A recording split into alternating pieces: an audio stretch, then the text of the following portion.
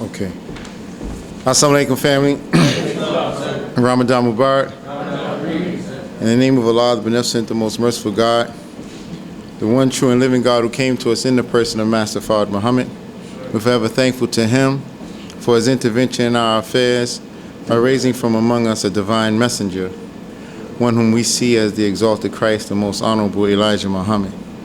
And we're forever thankful to them both for giving us an extension of themselves and our divine reminder and warner, our champion of truth, freedom, justice, and equality, the Honorable Minister Louis Farrakhan. As in those three great names, I'd like to greet you, brothers and sisters, in the nation's greetings of peace and paradise. We say in the Arabic language of Assalamu alaikum. Once again, it's definitely an honor and a pleasure to be able to be before the believing body of Muslims. I say Ramadan Mubarak again. You know, we're in day 14, is that right? So this should be a good handle on this thing by now. Is that right? You know, it's already to the point where your brain and your stomach are working together, unless you start entertaining other thoughts. You know, but in all actuality, it is mind over matter. Is that right? And you're using your brain to dictate to your stomach what's going to happen and when it's going to happen. Is that right? I mean, that's real. I was, by the grace of Allah, I was at the prison facility and just spoke to about 60 brothers there about the same thing. They in their day 14. So imagine fasting under persecution. You know, you don't get the chance to go and wash when you want to wash and go to the bathroom when you want to go to the bathroom and eat when you want to eat, but yet still on the fast. So when you're thinking about getting weak with your fast, think about all them brothers in prison who's in the Nation of Islam that are fasting right now, when in all actuality under persecution you shouldn't even be fasting. But they want to fast. So Allah is the God. Let's give our brother David, a round of applause. I thank you, brother, for opening. In the Holy Quran, in Surah 4, entitled The Women, the microphone's in my way, it says, in the name of Allah, the Beneficent, the Merciful, O people, keep your duty to your Lord, who created you from a single being and created its mate of the same kind, and spread from these two many men and women, and keep your duty to Allah, by whom you demand one of another your rights, and to the ties of relationship. Surely Allah is ever a watcher over you. Minister Farrakhan has said to us, the great sin that has been committed against black people in particular is the destruction of the black male and the corruption of the black female, the denial of our natural right to marriage and the raising of a family. This purposeful destruction of us can never be corrected by an apology, but the apology, the acknowledgement and confession of sin is the prerequisite step toward doing that which will repair the damage that has been done. The destruction of the black family is a sign of huge proportion. Therefore, the effort to rebuild this family must be aided by those who destroyed the family, and the responsibility of helping us be accepted by the generations that have benefited from the institution of slavery and the destruction of our families.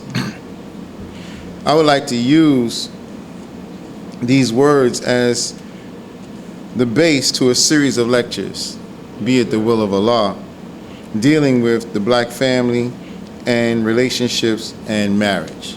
Y'all all right? Yes, sir. I know time is on us in regards to, making sure that for the sake of Ramadan, we had curtailed the time of our meetings. So the meetings, the doors open at 7. We start our meeting at 7:30. You know, by the time it gets down to around the breaking our fast, we'll let everyone have some water, because we'll start winding down and be ready to get up out of here. Is that right? Yes, sir. You know, so, Brother David, let's make sure that around that time we start getting the water. So I know once that water hits this rostrum, it's getting around time to start breaking down. Y'all all right? Yes, sir. So I'm trying to give instructions while I'm doing this at the same time. So for future reference, we'll know We got to give people time to sit in the seat, set up, so we can't start exactly at 7 o'clock. But 7 to 9 is the meeting time until Ramadan is over, all right? So I just wanted to say that. We will be dealing with, as I said, relationships. Black, male, and female relationships. We will be dealing with family. We will be dealing with marriage. In the Holy Quran, Allah says in Surah 94, surely with difficulty is ease. With difficulty is surely ease. So when thou art free from anxiety, work hard and make thy Lord thy exclusive object. As we strive to learn one another in order to get a better understanding of the male and the female, we must accept the fact that struggle will be involved in the process. Would you not agree? Yes, sir. Because as we're learning one another, as we're relating to one another, it's going to take a struggle, even with our own patience and struggling with each other. Is that right? Yes, sir. And so that brings up a certain kind of difficulty. But Allah says, surely with difficulty is ease. Then he says it again, repeats it, in reverse. With difficulty is surely ease. So if he's telling you twice, then it's to give us the surety and give us the patience with ourselves as we go through the difficulty. Is that right? It's not going to be forever. Is that right? That means that there will be some ease coming behind the difficulty, but once you get the ease, difficulty is going to come again. It's not to say that we're supposed to be sitting around anticipating, waiting for, I know it ain't going to stay good for long. I'm going to have these difficult days. No, we're being built up and prepared by Allah. As I've heard the minister say in the past, it's almost like how a blacksmith will do working on steel. He beats it. That's the difficult part, right? And puts it in the fire and burns it some, and then puts it in the water to cool it. So the difficulty ease, then comes the difficulty again. But he's shaping something, is that right? And we're being molded and shaped after coming through a very difficult period where this enemy has really destroyed us as a family. So we should think about this when we're relating to one another as male and female, and when we're relating to one another as husband and wife, brother and sister, when we're relating to each other, period. The black man and woman has been broken, and Allah is here to straighten us out. Is that right? So the struggle is ordained. Allah says that struggle is ordained for each of us. Struggle meaning to try very hard to deal with a challenge, problem, or difficulty, to make a great physical effort to achieve or obtain something. The Honorable Minister Louis Farrakhan teaches us this divinely ordained struggle is to manifest the dormant qualities and characteristics which, when manifested, cause us to glorify Allah, God, our Creator. Allah says in the Quran that He never lays on a soul a burden beyond its scope. Never lays on a soul a burden beyond its scope. I used to think about that in my younger days of Islam one way, and then as you got older another way, and I guess as you grow you'll think about it another way. But in the beginning part it was always, Allah never puts a burden on us beyond our scope. I can handle this. If I couldn't handle it, Allah wouldn't have put it on me. That could be crazy, because first of all you got to make sure it's your burden. Some of us be taking on other people's burden and thinking that Allah done put it on us, when you done put yourself up under somebody else's chastisement, calling yourself trying to help somebody and don't even know Allah whipping them, and then you start getting some of that whipping. Y'all heard me talk about them whippings before. You start getting some of that whipping and be thinking that, Allah done put this trial on me. No, you put yourself up under somebody else's trial, and you went a little bit too far. But then again, when you think about it, Allah never puts a burden on a person beyond their scope. Can you see yourself in the burden? It's your scope. If you can't see yourself under that burden while you're under it, then that's the first thing you got to find. You got to get a grip on. Is that right? That this burden is on me, but I just can't see myself dealing with it. You better start being able to get that scope right. Otherwise, that burden is going to be like a weight on your shoulders. It's going to be a real trial or a chastisement. But the word burden means a load being carried, a difficult or worrying responsibility or duty, to give somebody a task that is difficult to deal with or something worrying to think about. All of these things, as I'm speaking about it, later on down the line in other lectures by the grace of Allah on the same subject matter, it'll come more into light of what we're talking about. Whenever there is struggle, there is a degree of pain. Pain is necessary for growth, development, and for the manifestation of character. Pain. Pain is necessary. Pain. And if we can't understand pain and how it relates to our growth and development in black male and female relationships, if we can't understand pain and how it relates to our growth and development in marriage, if we can't understand pain of how it relates to our growth and development where family is concerned, then many of us, if not all of us, will find ourselves still dealing with those scars.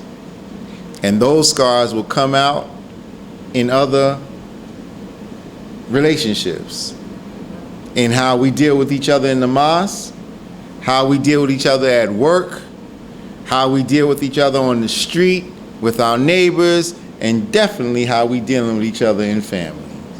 And so all of this is something that really has to be taken into deep consideration.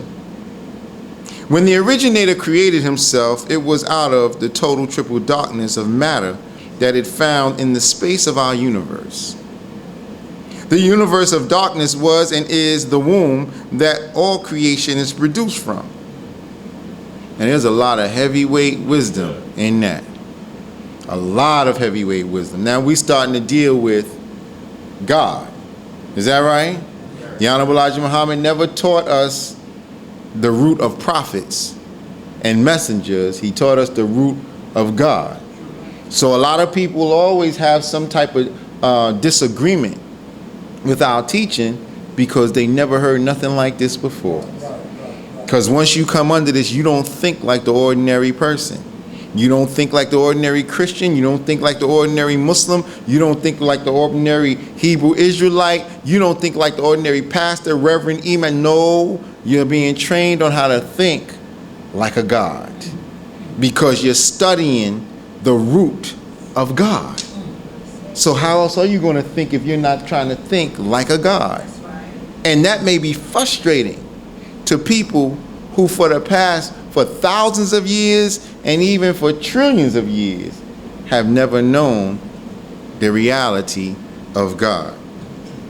So in order for us to get a real good grip on this, you can go into Our Savior Has Arrived, and as well as the message, the Savior's Day message in 1991 of Who is God. But say Our Savior Has Arrived, chapter 11. We want to speak a little bit of the Honorable Elijah Muhammad's words from there. He teaches us that out of the total orbit of the universe of darkness, there sparkled an atom of life. Now this is dealing with matter that is found within the darkness. Scientists describe matter as a physical substance or the physical universe as a whole. Very interesting language, because we're talking about matter in the darkness. Is that right? And this is the matter that was in the darkness of the universe that Allah, God, the creator, the originator, self-created, brought himself into existence out of. We must be mindful of the fact that in order for Satan to rule humanity, he must keep everyone ignorant to the knowledge of God. Because if he doesn't keep us ignorant to the knowledge of God, then we would always be challenging his knowledge. Is that right? Yes, sir. Our lessons say he keeps them ignorant so that he can use them for a tool and also a slave. So he keeps them blind to themselves. Of course, we're talking about in the lessons how he keeps our people, but he keeps all of humanity like that. Remember in the lessons we are taught, the question is asked, who are the 5% in the poor part of the planet Earth? Who are the 10%? Is that right? Who is the 85%? There's no color barrier in that. It's 5% of the whole entire planet. But in that instance, it's in the poor part of the planet Earth. Is that right? But the 10%, that's a population of people. 10% of them are rich slave makers of the poor who teach the poor lies. 85% of the population, deaf, dumb, and blind, slaves to mental death and power. There's no color barrier in that. But when we focus on ourselves, we keep it narrow. But in this instance, the enemy keeps everyone blind to God and the reality of God, so that he can use them for a tool and also a slave, and keeping them blind to themselves. Is that right? Sure. Satan made sure that he disassociated mathematics and science from the reality of God. Then he taught the people that God is a mystery, unknown. So he removed the mathematics and the science, then teach you that God is a mystery, that he's unknown. So people read the Quran, they read the Bible, and get spooky. Literally get spooky.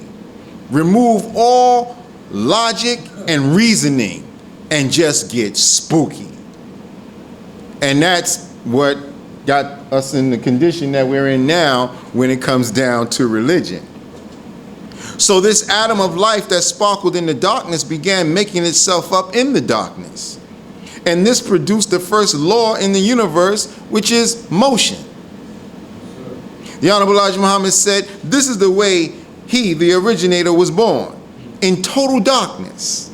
He had to wait until the atom of life produced brains to think what he needed. He said in that darkness, which had no end to it there, that darkness created an atom of life, and the color had to be black, as there was no light. Therefore, it had to be the color of the thing that created it. All praise is due to Allah. Motion. The Honorable Elijah Muhammad says, just think it over. A little small atom of life rolling around in darkness. Think it over, building itself up, just turning in darkness, making its own self. Now, when you think about that, it's a matter of thinking about a universe of darkness. You know how at nighttime, I don't know if you ever done this, but you better have, you got to be mindful when you do it. It's tranquil, don't get me wrong, but you got to be mindful because you got to be secure. You ever go out to the beach at night and stand on the boardwalk and just look out into the water? You can't see the end of that water, and that darkness that's out there, that's as close I think as I can get to seeing that kind of darkness at this point. But it gives you can imagine the kind of darkness that the originator created himself out of. You see? The Honorable Elijah Muhammad said, he made himself into total darkness. He put his own self, turning on his own timetable in the black womb of the universe. He started rotating. He demands every life that comes into the universe today to start turning first over to me, for I had to do that myself.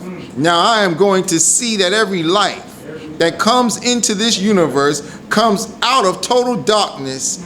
Every life. That is the order from the Creator. So here's the spark of Adam in the darkness, right? That spark that hits that atom in the darkness causes it to start spinning. Motion. Is that right? Then, after it makes itself up, it comes into being and it starts making sure there's an order that follows the way that motion was. So the first law is motion. The second one is order. Is that right? And this is from studying the teachings of the Honorable Elijah Muhammad on how the Creator brought himself into existence. Motion without order produces what? Chaos. God is not the author of confusion. Satan and his devils are. So there's no way in the world that as the people of God that we're going to allow things not to be in order around us. That's true. From the way we keep our homes all the way through. There's motion, then there's order. Just laws, rules, and regulations. Is that right? And the enemy knows the nature of God's people, so he keeps us locked out of that knowledge and deprives us of what is naturally needed to sustain our lives in peace and harmony with Allah God. Black people are not at peace with themselves. Black people are not at peace with themselves. We are suffering and we are in pain. Our oppressor knows this, and he also knows that we are promised a deliverer from this condition. So he is always on the watch for the deliverer. You understand? This is why J. Edgar Hoover, in the dossiers of his writings, said that he was looking for, on the watch for a black Messiah that would electrify the masses of the people. What did he know? Why did he use the language of Messiah when it came down to black people? The Messiah is one that's anointed by God. Messiah that's Jesus. He was looking for Jesus to come up among black people and electrify them. Spark the atom that's in the darkness of black people. Start them to turning. Turning where? Over to Allah. The government was looking for that to happen. So they thought Malcolm was one. Got rid of him. Thought Martin Luther King might have been the one. Got rid of him. Looked at the Honorable Elijah Muhammad and said, no, he's too old. So they even knew the age in which to expect the Messiah to be. We didn't know. Anyone that may bring knowledge into our darkness that will spark our rise to greatness, they was on the watch for. They was looking for. And this is why you'll hear us quote from the Honorable Elijah Muhammad when it comes down to the Virginia House of Delegates and Henry Berry. You know, where he's talking about we have just about closed off every avenue in which light can enter into the slave's mind. Now, if we can only stop the capacity for them to see the light, our work would be done. And he wasn't doubtful that they could not do it. He knew they can do it, but on the plea of necessity. So he's pleading with his devils. Let's make this happen. This is why he constantly floods our communities with drugs, alcohol, and other stimulants that will poison our bloodstream, affecting our system to prevent us from having the capacity to see the light of God when it enters the darkness of our world. However, Allah took all of these things into consideration before he gave Satan time to do his work. It didn't mean that we wouldn't be affected by it. See, what I'm getting at from the teachings of Honorable Minister Louis Farrakhan is that we have to analyze and consider all these things when it comes down to our family structure. Things that was going on before we was born that affected the bloodstreams of our mothers and fathers that end up affecting us as we come into existence and then thereafter. Is that right? Because there was always an enemy looking to kill us before we was born and had already been working on our parents. And this is why when I read the words of the minister, this is the most unpardonable sin. Yes, sir. Because you destroy a whole people. But Allah God already knew that you was going to do this. You see? And so we're thankful to Allah for keeping his promise by coming, but this is a hell of a thing that we really need to be looking into when we start thinking about black male and female relationships. Minister Farrakhan teaches us that Allah, the Creator, did not perfect himself or his creation in the beginning. Man, that's heavy. Yes, sir. Some people would want to challenge that. Allah didn't perfect himself or his creation in the beginning. He, the first God, laid the foundation that by the power of his will, everything in creation would be in constant motion toward its eventual perfection. Motion. Everything spinning toward its eventual perfection. Otherwise, there would be no need for God to say in the book of Revelations, he makes all things new. Not if it's already perfect.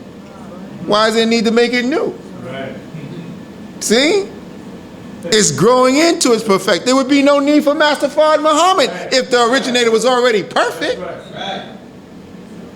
That's right. We would be We perfect. would be perfect. Right. There you go. But there's a wobble in the nature of the original man because there was a wobble in the nature of the originator. Yes, sir. But turning toward perfection and putting his willpower into it in the beginning. That is still going on all the way down to this very day until his perfection came into existence. And that's what we have in the person of Master Fard Muhammad. A new heaven and a new earth. What is wrong with the old heaven and the old earth? Now, you know, in another sense, new heaven and new earth is dealing with a new government, Yes, sir. you know, and a new political structure and a new religious structure or order. But Surah 87 of the Holy Quran is entitled The Most High. Both sides. And I just want to turn to it and read these first 3 verses of it because it speaks volumes within itself.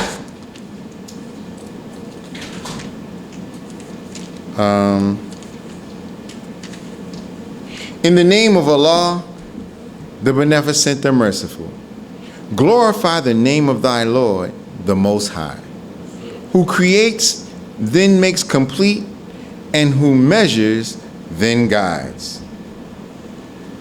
Through the revelation of the teachings of the Most Honorable Elijah Muhammad and the extension of that revelation coming through Minister Farrakhan, black people and anyone else that will listen can come into a new creation, be made complete, get balance and guidance. You can take it or let it alone. Because God has already made himself known Yes, sir. and poured into a black man from among us his blueprint. The teaching that would be needed to get us out of the condition that we in and make us into a new creation. In other words, be born again. Because we can't physically be made all over again. But through a body of knowledge given to us by God who studied 42 years Yes, sir. to prepare the body of knowledge to get us out of under Satan's grip without losing any one of us to the devil's civilization. Now you have to really be dealing with some serious perfection Yes, sir. to figure out how I'm going to get a whole people from up underneath the grip of a devil that had them and had the world, a rule of the world, for all this time. Yes, sir. Had my people for over 460 years now. I'm going to get them all. And I'm not going to lose one to the devil's civilization. But it's only going to be the all that hears the word and accept it. Let's get that straight. Okay. So we must study how these different substances have affected the lives of our parents and their upbringing, and how it affected us under their tutelage and rearing.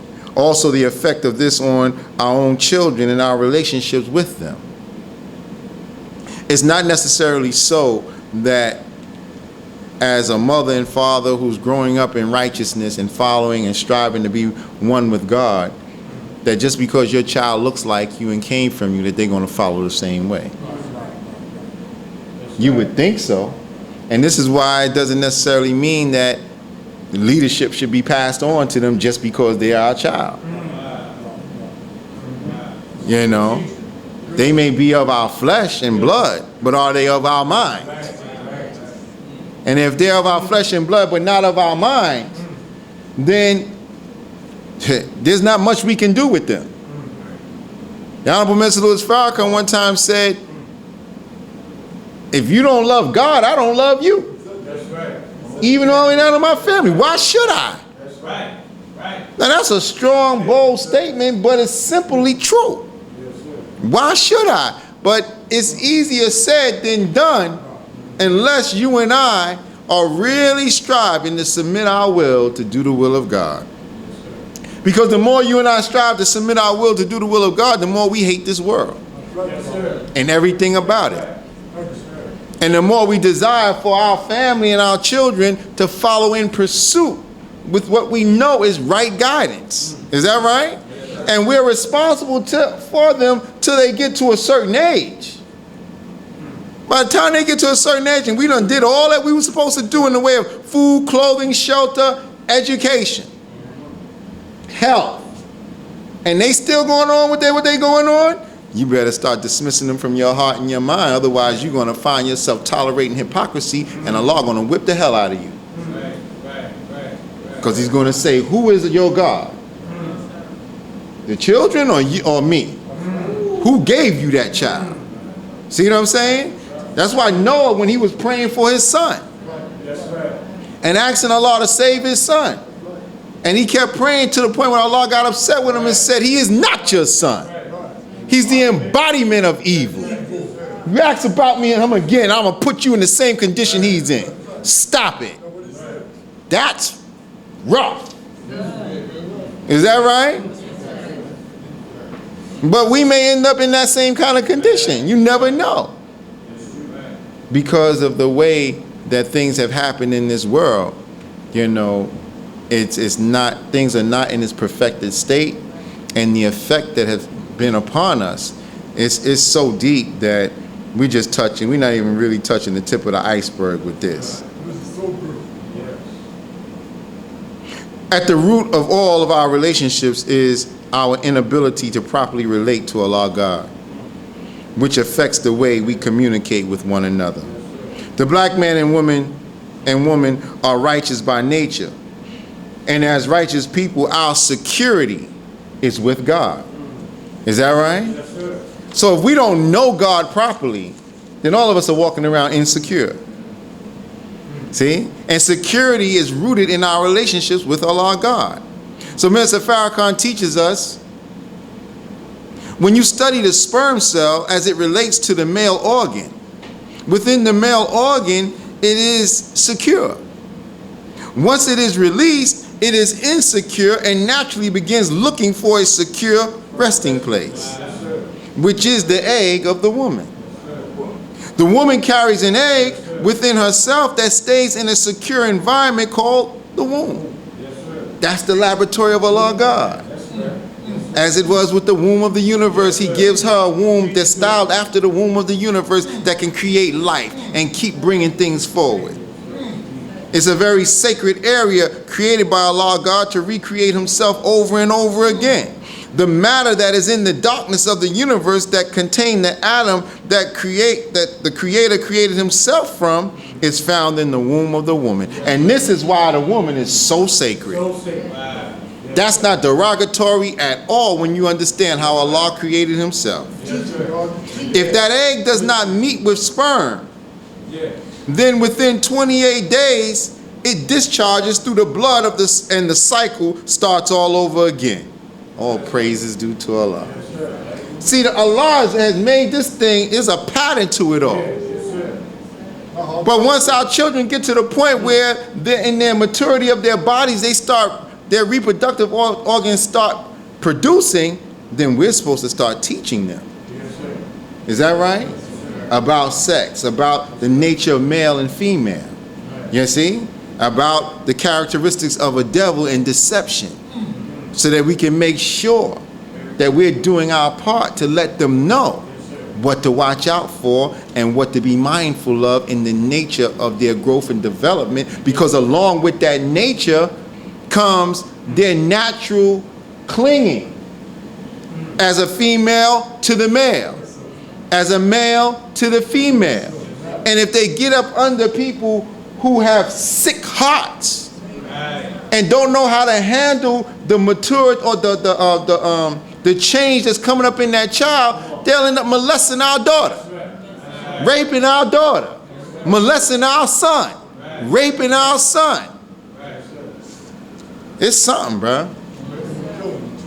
Because this is a sick world.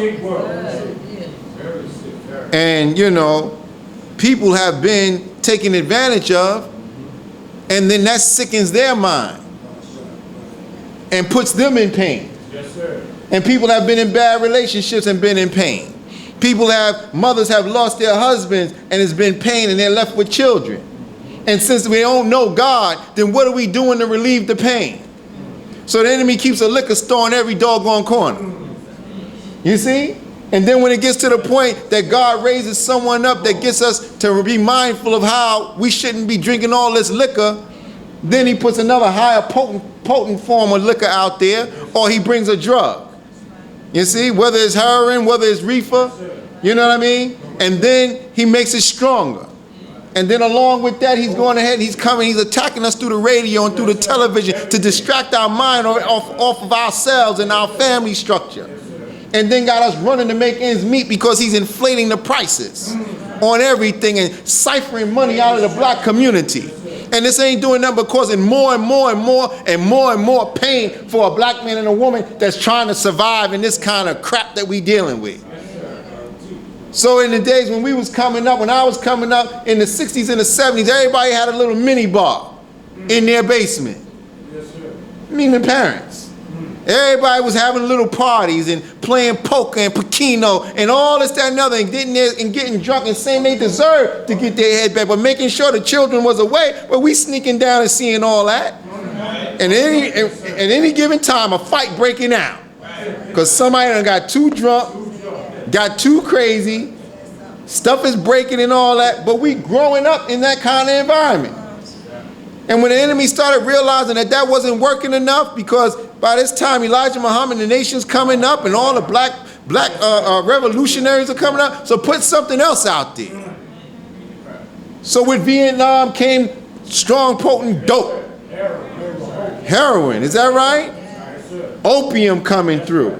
Reefer coming through. All this in the bloodstream of black men and women. And if it wasn't in the bloodstream of the black man and woman, then the woman's dealing with a black man that got in his bloodstream. And where she's looking for security, she's getting insecure because he's insecure.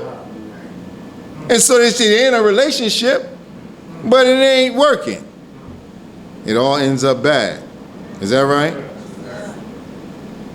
The spiritual counterpart to that analogy is that the black man must develop his relationship with Allah and become secure in him. And the black woman must do the same. Allah created us for each other, so we must be together, but not under the condition and pain that our minds are suffering from today. It's natural that we become together out of the social order in the way that Allah created us, but not under the condition of pain that we're dealing with today. So what does that mean to the average person? Well, I should get rid of my relationship? No. You need to come and get a better knowledge of self, knowledge of God, science of everything in life. We must be cleansed of the toxins and false concepts, as well as the abuses that we have suffered mentally and physically throughout our lives. And alcohol, drugs, pills, parties, overexertion of sex or something, or smothering ourselves with work is not going to fix it. And in order for us to really be able to get a grip on this, we got to separate from this enemy. That's right. Well, that's it. We got to be able to get some territory of our own to develop our people. And God is forcing the enemy to make this happen. We closing now. But look at how Allah is forcing the hand of the enemy. Look at what's happening around the world. Here we have, on the front cover of the Final Call, justice or else. Activists, leaders rally around Minister Louis Farrakhan as organizing begins in bold theme of the Million Man March 20th anniversary. Gathering begins to electrify Black America. But what are we dealing with here? The program of the Most Honorable Elijah Muhammad, the Muslim program. What do we want? We want freedom. Is that right? We want a full and complete freedom. What do we want? We want justice, equal justice under the law. Is that right? We want equality of opportunity. We want opportunity with the best in society, in civilized society. Is that right? We ain't got to stutter on this. Let's go right to it. We want equality of opportunity. We want equal membership in society with the best in civilized society. We have not been able to get that for 460 years. So we're not still waiting for it to happen. Allah is stirring it up to make it happen. Why? Because it's time. You notice that after all has been going on since Trayvon Martin, everybody's been having their chance to throw down their rods on how they're going to lead the black community, how they're going to get justice. And the minister would be saying things, but he's just laying in the cut until Allah springs him forward. Now, you know, after 4 years, because Trayvon Martin got murdered on February 26th of 2012. Is that correct? 4 years later, we in 2015, marking the 40th year since the Honorable Elijah Muhammad has departed. Moses was given 30 nights and Allah strengthened him with 10 more. Is that right? Then he had Aaron take his place among the people while he went away. So 40 is a real significant number. It's not by coincidence that at the 40th year now of the departure of the Most Honorable Elijah Muhammad, we're about to go back to D.C. demanding for justice. And that God done stirred up things around the country. Now here it is, look. This little skunk walks up in a church in South Carolina, sits among our people, goes through the whole service with them. And then when they getting ready to pray, he gets up, pulls out his gun, and says, I really wasn't going to do this because y'all treated me so nice, from what I'm told. But I got to do it. And shoots the pastor. As soon as he shoots the pastor, an old man that's standing there lunges at him, he kills the old man. Walks over to a sister, pump 5 in her. Look, man. And then you got these people going to bail him out. Come on. Raising up millions of dollars for his defense. What are you saying by doing that? This boy killed 9 people purposely, knew what he was doing, had it planned, and did it. Why should he be bailed out? Why should there be a defense? Because what those who are raising that money are saying, they're in agreement with that. And at the same time, simultaneously, churches all around the South are being burnt up. Then right behind that, they sanction homosexual and gay marriage. What do you think is happening? This ain't by coincidence. The Honorable Elijah Muhammad's words will not go forsaken. He will not be mocked. The God is stirring this up to make everybody bow. Every knee will bow and every tongue will confess. Because now I'm going to make this devil get on you worse and worse. So this is just the beginning of sorrows. As Jesus said, we're in the time of judgment.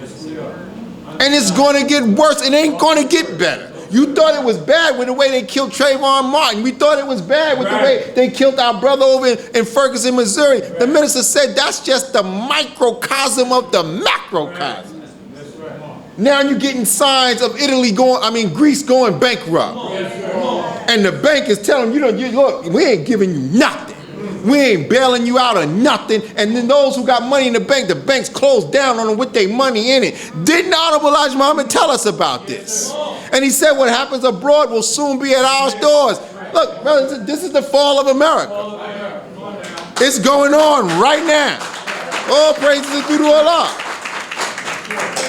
So we got to gird up our loins and be prepared to lead the charge with the baddest black man on the face of the earth right now, and that's the Honorable Minister Louis Farrakhan. We're really dealing with something right now. All praises are due to Allah. All praises are due to Allah. You know, the revelation of the Holy Quran, some say that Prophet Muhammad, peace and blessings be upon him, received it in an instant. But the revelation came about through, based off of cause and effect. Meaning that every surah is wrapped around something that had happened that caused that revelation to be given. We looking at one who is an extension of the fulfillment of Muhammad. Yes, sir. The Honorable Elijah Muhammad is that fulfillment. Minister Farrakhan is his extension. Yes, sir. He received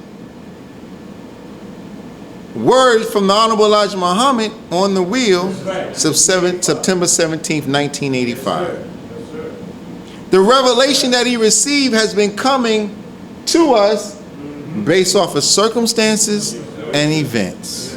Even though he received it all in one instance, we've been getting it in by degrees. It's been unfolding from him. Some of us don't even realize what we dealing with.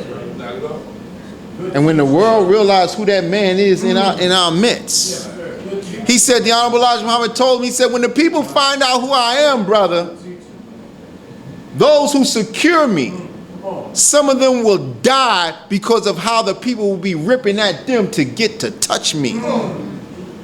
When you look at Farrakhan, you looking at him. Yes, sir. You don't see how they trying to touch him now? Wait till they realize who he is in the midst of us. And if he is who he is, then who are you and I being made into? Yeah. Look at that.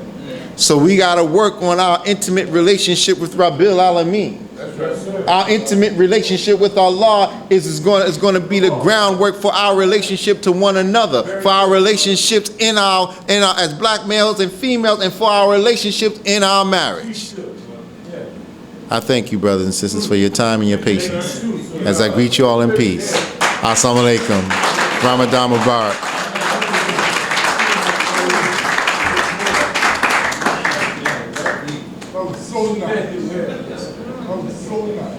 All praises are due to Allah. As we're breaking our fast, I know everybody want to get their water. I thought that when they brought me the water, they would be bringing water for everybody else that's up here, but okay, so we want to close out by the grace of Allah. Brothers and sisters, are you glad you came out today? Yes, sir. How many of you believe what you heard to be the truth and good for us as a people? We got to go through the formalities. Is that right? Is anyone here for their first time? No, I didn't think so. Sunday I had announced that I would be teaching on Wednesday, but I don't think too many people was paying attention. You know what I mean? Because some was surprised to find out, what, we teaching on Wednesday?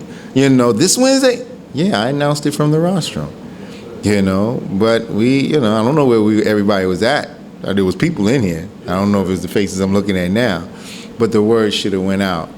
And we'll be moving right along with this. Now, we know we have Brother Nuri coming in, inshallah, for the next weekend. The 10th, the 11th, and the 12th. And we're still in the planning stages of how we're going to do that weekend, but know for a surety, Friday night will be a question and answer night with our brother. And then on Sunday, he'll be the keynote speaker for the day. Saturday, we soldiering. Saturday, we soldiering. We just haven't formulated exactly how it's going to be mapped out, but we soldiering Saturday. We're going to be going all throughout Brooklyn. We campaigning 10-10-15. We're campaigning DC, justice or else. We're campaigning Farrakhan. That's the campaign. Hillary Clinton and them on their campaign, we on our campaign. And we rolling this thing through all the way up into October and thereafter. So there are instructions that'll be coming down. Inshallah, we was hoping they'd come through today in regards to dealing with the blueprint for the local organizing committees, the state organizing committees, the regional organizing committees, and the national organizing committees in regards to dealing with the all roads leading to the 20th anniversary of the Million Man March. How many of you were present at the Million Man March 20 years ago? Okay. Right. How many of you was able to be a part of the Million Family March 15 years ago? Okay. Millions More Movement 10 years ago. Okay. How many of you were in a part of the organizing of that 20 years ago? Okay. 15 years ago. 15 years ago? Okay. 10 years ago? Okay. Because, see, there's a lot of new people. Yes, sir. You know, and we're going to be dealing with that in organizing. And when we organize, we're organizing with our people that are out in the communities. So we'll have a chair, a co-chair, a secretary, but it doesn't necessarily mean it's going to be a registered believer. So we're going to really start learning how to deal with people that don't say yes sir, no sir. I disagree with that. And don't get no doggone attitude that you didn't got so egotistical because you in the mosque and used to salute. Nah, This teaching is for all of humanity. Is that right? The minister is not a leader of Muslims. He is a Muslim that is the leader of humanity. The mosque, the Mosque Mariam is the national center for the re-education and retraining of black people, no matter what your religion is. We know by nature you're the righteous. So that means our mosque is put here as an affiliate to what's in Chicago. Is that right? That's why we invite all our people to come out. Whether they accept to be registered, become registered or not, doesn't necessarily mean that they're not wanted. Is that right? Master Farad Muhammad wants them all and humanity. Is that right? So let's just be mindful of that, because as we start working, we have to gird ourselves up for this kind of work. It's just like when you're training to fight. No, we got a fight coming in October. So our physical workout, our diet, you know, even when it comes all the way down to our intimate relations, that stuff got to be put into a regulation. You see the way, play with this if you want to. But we got to start training up, especially the black man. Our running, our walking, our endurance, we got to start training. We ain't going to D.C. on some old hip hip hooray. No, sir. We're going to D.C. with the fighting song. We fighting for Islam, and we will surely win. We're prepared for whatever happens and whatever's going to happen in between before we get to D.C. So look, those that are ready to punk out, we'll see, because you're going to punk out somewhere in between these next 4 months. But this is work, brothers and sisters. You know, so that's why I'm racing down the highway from Ossining, New York, Sing Sing Correctional Facility, to get here to teach. After teaching there, because it's going to be like that from now on, leading all the way up to the 20th anniversary of the Million Man March. We worked from Can't See Morning to Can't See Night from 1994 to October of 1995 when we dealt with the Million Man March. Training people up, soldiering in the field, the whole 9 yards. Well, brothers and sisters, it's back on. And you know at the end result what it was? We inherited the name Muhammad. Well, what do you think Allah got in store for you now? So this is the wrong time to want to walk away from the ranks. They said someone would get right up to the door and turn around. What would make somebody turn around as they getting close to the door where on the other side is Allah and victory? If we ain't handling our emotions right, if we ain't really submitting our will to the will of Allah, if we ain't making sure we stay on point with what is known as the mathematics of the day, why isn't the devil settled on the best part of the planet Earth? Because the earth belongs to the original black man. And knowing that the devil was wicked, you know, he put him out in the worst part and kept the best part preserved for himself. The best part is in Arabia at the holy city Mecca. Mecca is in the east and bordered by the Indian Ocean on the south. The colored man or Caucasian is the devil. Now, brothers and sisters, that ain't no geographic location. Because Mecca is where the wisdom and knowledge of the original man first started when the planet was found. What planet has been lost except for this black man and woman that was stolen from out of what is called Africa and brought over here into America? And who found us? The holy wise scientists found out where we was, and they produced a son to come get us. So when the Master Fard Muhammad came to us, Mecca came to us. And this knowledge and wisdom of the original man is what's going to make everybody take their pilgrimage. So as we're on our Ramadan, let's get on our pilgrimage when Ramadan is over. There's a fast coming up. I don't know how many are going to be a part of it, because I know they're saying in our minds, you know, some of his verses are allegorical and some of it are decisive. But we take a 3-day fast. First Thursday out of every month. Oh, well, we on Ramadan.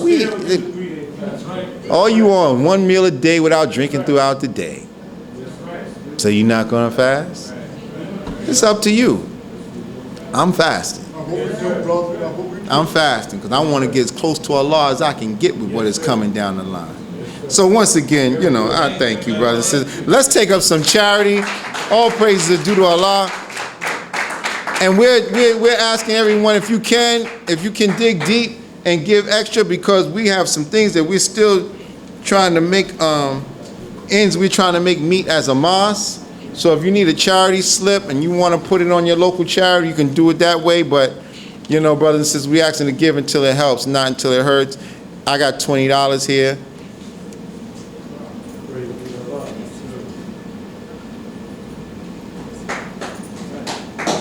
All right. Let's make sure you get your latest edition of the Final Call. And inshallah, we'll pick back up on this subject matter and go a little bit more deeper. All right? Did y'all enjoy the subject? All right. Praise be to Allah. I know it came a little bit different than what you was expecting. We just starting. That's all. We just starting. That's all. You know, it's gonna grow. It's going to grow as time goes by the grace of Allah, all right? But know of a surety, everything that I'm teaching on, I'm studying from the Honorable Minister Louis Farrakhan. Brother Henry ain't making nothing up of his own. You know, it's just a matter, because I don't know. I follow a man who met another man who met God, all right? So I thank you for the charity that you gave, and I pray Allah that everyone gets to break their fast and make it home to really break their fast. You know, we'll be back in here on Friday and we'll go through the study material. Let's make sure if you want your study material for tonight, see Brother Joseph before you leave. Let us rise for our closing prayer. In the manner in which we are taught, our hands outstretched, our heads slightly bowed. And you may pray in whichever manner is comfortable to you. Please follow me silently. I seek refuge in Allah from the accursed Satan. In the name of Allah, the Beneficent, the Merciful, all praise is due to Allah, the Lord of all the worlds, the Beneficent, the Most Merciful, Master of the Day of Requital. Thee alone do we serve, Thee alone do we beseech for help. O Allah, guide us along the right path, the path of those upon whom Thou hast bestowed favors, and not the path of those upon whom Thy wrath is brought down, nor of those who go astray after hearing.